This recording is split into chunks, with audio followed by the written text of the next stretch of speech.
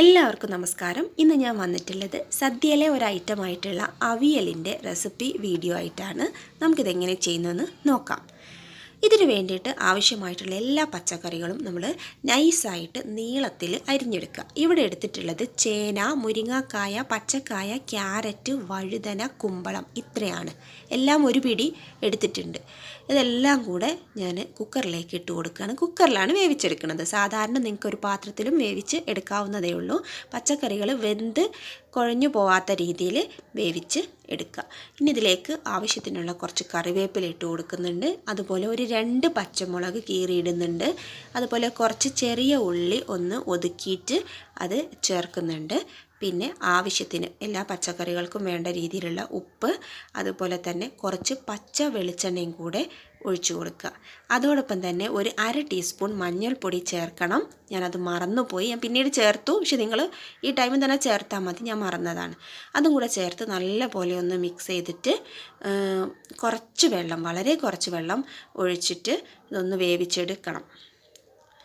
ഇപ്പോൾ കുക്കറിലായതുകൊണ്ട് തന്നെ ഞാനൊരു 1 വിസിലിനാണ് ഇത് വേവിച്ച് എടുത്തത്.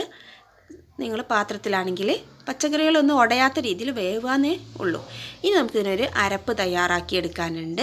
അപ്പോൾ ആ അരപ്പ് തയ്യാറാക്കുമ്പം വേണ്ടത് ഒരു ചെറിയ തേങ്ങ മുഴുവനായിട്ട് എടുത്തിട്ടുണ്ട്. അതുപോലെ തന്നെ കുറച്ച് നല്ല ജീരകം, അതുപോലെ ഒരു 2 പച്ചമുളകും കൂടി ഒന്ന് ഒതുക്കിയെടുത്തു. പേസ്റ്റാക്കിയൊന്നും അരയ്ക്കണ്ട, ഒതുക്കിയെടുത്താൽ മതി. ഈ ടൈം കൊണ്ട് പച്ചക്കറികളെല്ലാം വെന്തിട്ടുണ്ട്. അപ്പോൾ അതിലേക്ക് ഈ തേങ്ങ ഒന്ന് ചേർത്ത് നല്ലതുപോലെ ഒന്ന് മിക്സ് ചെയ്ത് എടുക്കുക.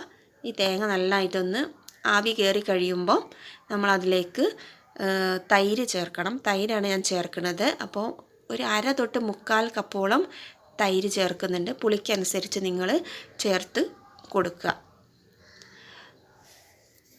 ഇതും ചേർത്ത് നന്നായിട്ട് ഇളക്കുക. ഉപ്പെല്ലാം ഒന്ന് നോക്കിയിട്ട് റെഡിയാക്കുക.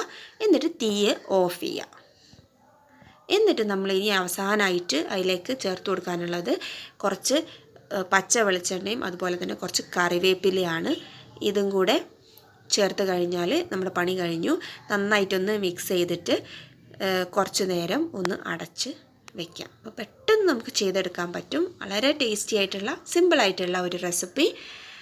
അപ്പോൾ ഇനിയിപ്പോൾ എല്ലാ പച്ചക്കറികളും ഇല്ലെങ്കിലും നിങ്ങളുടെ കയ്യിലുള്ള പച്ചക്കറികൾ വെച്ചെങ്കിലും ചെയ്ത് നോക്കുക.